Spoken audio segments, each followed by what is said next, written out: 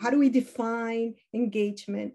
And do we have a universal agreed definition for it? And I think that, looking at cases definition is a good starting point.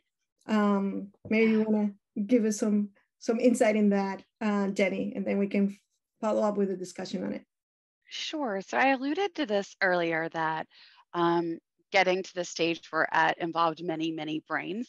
And this is actually the output of that exercise. So back in 2018, really is this question around how do we benchmark engagement continued to come to a head. The Case Alumni Relations Commission, which is a group of volunteers, again, that consist of global members, put together a task force to say, let's figure this out. Let's figure out an agreed upon definition of engagement. And funny enough, what the first outcome was, oh, we actually don't even agree with what alumni means. So before we can even think about what does it take to be engaged, we need to take a step back and think, who the heck are we even talking about?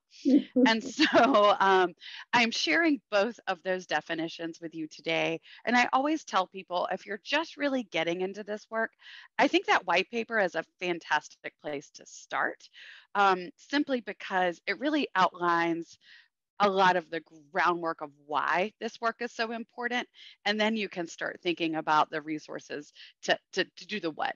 But as you can see, the white paper outlines alumni in a really broad net. And I think as we come, over 2 years from a global pandemic and think about how the work of our institutions has really shifted online, it feels really fortuitous that we said, let's think about anyone that's interacting with our institutions to learn. And that's really our basis for alumni. Now we know that people that perhaps achieved multiple degrees at your institution are perhaps going to have a different relationship than someone that did a certificate program online.